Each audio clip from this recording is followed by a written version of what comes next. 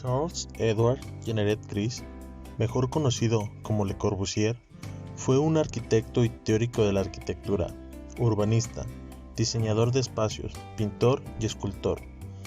Es considerado uno de los más claros exponentes de la arquitectura moderna y uno de los arquitectos más influyentes del siglo XX. Además de ser uno de los más grandes renovadores de la arquitectura moderna, fue un incansable agitador cultural, labor que ejerció con pasión a lo largo de toda su vida. Con sus escritos se ganó una merecida fama de polemista y aportó un verdadero caudal de ideas innovadoras que han hecho que su obra influya decisivamente en la arquitectura posterior. Le Corbusier nació en 1887 en la localidad de La Chaux-de-Fonds, en Suiza. En 1900, Le Corbusier comenzó su aprendizaje como grabador y cincelador en la Escuela de Arte de su ciudad natal. Durante esta etapa, uno de sus profesores le orientó hacia la pintura y posteriormente hacia la arquitectura. En 1905, a la edad de 17 años, diseñó su primer edificio, la Villa Fallet, una casa unifamiliar para un miembro de la Escuela de Arte. Después de su primer proyecto, se dedicó durante 5 años a viajar alrededor del mundo en busca de inspiración hasta su regreso en 1912. Desde Viena fue a Rumania, Turquía, Grecia e Italia, y a su regreso fue profesor durante 2 años en el Departamento de Arquitectura y Decoración de la Escuela de Arte de París. William Edward Cook fue uno de los primeros clientes de Le Corbusier, a quien le diseñó una innovadora casa de 4 niveles, llamada Villa Cook o Maison Cook, en Outskirt, París. Nacido en el estado de Iowa, Cook dejó su casa a los 18 años para estudiar arte en Chicago y Nueva York. En 1903 se trasladó a París a estudiar con un famoso pintor francés, convirtiéndose en el primer americano en ser invitado a pintar un retrato del Papa X. Después de la muerte de su padre, utilizó parte de su herencia para comprar un terreno y construir una pequeña casa. Fue entonces que conoció a Le Corbusier y comenzó el proyecto de la Villa Cook. La Villa Cook fue construida en 1926 y marcó el regreso de Le Corbusier al diseño de las casas burgueses. El diseño de la casa sigue años de trabajo en la vivienda obrera, en proyectos como la Casa Dominó, donde Le Corbusier exploró fuertemente la arquitectura purista. La casa fue el escenario donde se revelaron sus 5 puntos de la arquitectura. La Villa Cook fue de sus primeros proyectos donde plasmó sus famosos 5 puntos de la arquitectura. La construcción está diseñada sobre un cubo para que todas las plantas de la casa se deriven de este. El primer punto de la arquitectura son los pilotis. Los pilotis son columnas exentas que separan la losa superior del terreno, permitiendo la libre circulación en la planta inferior, sin la necesidad de condicionar la distribución de los espacios ni el diseño de la fachada a causa de una estructura basada en muros. Los pilotis permitirán diseñar espacios abiertos, integrados y en relación directa con el paisaje circundante. Continuamos con la fachada libre y, como vemos, todo se desprende del primero. Quitarle la función portante a los muros interiores y exteriores nos permite trabajar la fachada con libertad, sin condicionantes ni restricciones. El foco de la atención está puesto en las verdaderas necesidades y requerimientos especiales, como el ingreso de iluminación natural, la ponderación de las visuales y la aislación y acondicionamiento interior. Como consecuencia del primer enunciado, se desprende la planta libre, es decir, la planta ya no cumple función estructural alguna, y esto permite que el espacio no se fragmente a causa de divisiones interiores, debido a la presencia de muros portantes.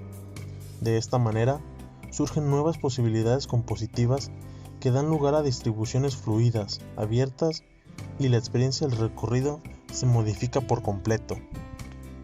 La planta baja está dividida en un lugar de estacionamiento por un lado y la entrada principal por el otro. En el primer y segundo piso, la casa se encuentra dividida por formas irregulares. En el primer piso encontramos las habitaciones, vestidor, baños y un estudio. En el segundo se encuentra la cocina, el comedor y la sala, mientras que en el tercer nivel se encuentra la librería que conecta con el jardín y el balcón que forma parte de la fachada libre. Aventanamiento horizontal. Gracias a las posibilidades que nos brinda la fachada libre, Le Corbusier propone un diseño de ventanas largas y horizontales, permitiendo un gran ingreso de luz natural en el interior de los ambientes. A su vez, las ventanas alargadas enmarcan el paisaje sin obstruir la continuidad en la riqueza visual. Por último, el aventanamiento corrido permite aumentar la sensación de amplitud espacial, haciendo más ligeros y livianos los cerramientos. Llegamos al último de los puntos, la terraza o cubierta jardín, hoy en día más conocida como techos verdes. Preocupado por mejorar las condiciones de habitabilidad, Le Corbusier encuentra una solución para proteger las cubiertas contra los cambios de temperatura, mejorar las condiciones interiores y aportar espacio verde tanto para la propia vivienda como para la ciudad. De esta manera, incorpora vegetación en los techos y resignifica un espacio que antes pareció olvidado. La influencia del pensamiento teórico, como de la misma obra del gran Le Corbusier, han tenido un gran impacto en la arquitectura de todos los países y de todos los tiempos. La Casa Cook se encuentra ubicada en la calle 6, Denfert, Rocheux, en el barrio de Boulogne-Billancourt, en París, Francia. Se ubica en un lugar estacional, con temperaturas en verano de hasta 32 grados centígrados y bajas en invierno con hasta menos 8 grados centígrados. Su ubicación en Boulogne identifica la casa como parte del gran suburbio que compone esta localidad en París, caracterizada por viviendas de alto costo. La Villa Cook responde a una tipología donde los espacios se reparten en torno a una vinculación vertical que cumple el rol de eje articulador con el fin de ser dispuestos en el perímetro de la estructura. Se organiza en lo que Le Corbusier mismo denomina como planta cúbica, donde planta, sección y alzado derivan del mismo cuadrado y están en directa relación uno con otro.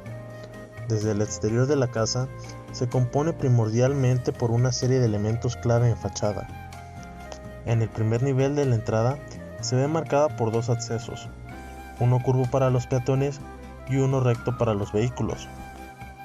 Aparece una delicada columna blanca que marca el ritmo de la composición, dividiéndola claramente en dos costados. A la izquierda, una transparencia que permite ver el patio trasero desde la calle y viceversa, atravesando una zona cubierta que permea la circulación de oscuridad para revelar al fondo de la casa una gran luz proveniente del jardín. A la derecha, el garage cubierto remata con un muro blanco y aparece el muro curvo cerrado, que recoge el acceso principal a la casa y la circulación vertical. En segunda y tercera planta, el eje de simetría se mantiene, aunque los elementos estructurales se esconden tras una fachada libre. Aquí, el elemento principal es la ventana corrida que se extiende en toda la longitud de la cara principal, marcando horizontal como el elemento predominante en la composición. La superficie es continua. La exposición de los marcos no responde a ningún orden geométrico en particular, sino a la función de los espacios. La relación genera un ritmo lleno de vacío, donde los vanos contrastan con la envolvente totalmente blanca. En el remate aparece un balcón en el costado izquierdo, que rompe con la simetría de la casa y genera un volumen, resaltando del resto de la superficie continua. Las ventanas corridas son reemplazadas por una baranda transparente. Así, son claramente identificables los tres elementos clásicos de la arquitectura: base, cuerpo y remate. En el estudio de la casa, la composición de la fachada se divide en cuadrantes, donde los volúmenes de balcón y la escalera se relacionan en diagonal, al igual que los vanos de la terraza en el primer nivel. La fachada posterior presenta una composición completamente distinta. En el primer nivel aparece la misma transparencia que atraviesa de un lado al otro la casa, y en el costado izquierdo hay una puerta elevada que da acceso a un pequeño depósito. La columna que parece libre en el primer piso está a plomo con la fachada posterior, por lo que en segundo y tercer nivel desaparece la ventana corrida. En la segunda planta, la ventana se divide en dos, respondiendo del lado derecho a la habitación principal y al izquierdo el baño. En tercer nivel, la ventana alargada continúa en el lado izquierdo, respondiendo a la cocina, pero en el lado derecho, al igual que en su fachada principal, aparece un pequeño volumen que corresponde al balcón de la sala. En el remate aparece un gran ventanal que simula el vacío que se genera en la terraza en la fachada principal. Al interior de la casa, la estructura es la que marca la distribución de los espacios. Divide la casa en 4 cuadrantes cuadrados, donde los espacios se reparten alrededor de la escalera. La circulación vertical va al centro, con la escalera rodeada de 3 columnas. El acceso de la casa se da del costado izquierdo, en el muro de entrada, donde se genera un pequeño hall de acceso oscuro encuadrado por la fachada cerrada, a fin de revelar un espacio de luz en un segundo nivel. En este, la escalera reparte 3 espacios fundamentales. El primero de ellos es la sala principal, con vista al jardín posterior. Esta cuenta con una pequeña chimenea y goza de luz de la tarde. La vista enmarcada por la larga ventana horizontal. De esta sala se accede a la alcoba principal, con vista al jardín y a la calle principal, que recibe luz de la mañana. Por otro lado está el acceso al baño, que se recorre tras el muro de la escalera y tiene ventilación e iluminación directa. Por último, se encuentra el cuarto de huéspedes, con un pequeño baño auxiliar y adyacente que tiene igualmente vista al jardín y se relaciona directamente al cuarto principal a través de un pasillo hacia la fachada, lo que permite usar este cuarto como espacio auxiliar de la alcoba principal y mantener la fachada libre de visiones. La circulación se sitúa como foco de la casa y los espacios se van al área perimetral, revelándose uno tras otro como parte del diseño. En tercer nivel, la escalera llega a un muro que permite dirigirse a la cocina o el área social. La primera de ellas, en el cuadrante superior derecho, tiene vista al jardín trasero. La cocina tiene acceso mediante un office donde se exponen los elementos del servicio a la hora. Tiene conexión con el comedor mediante una puerta circular.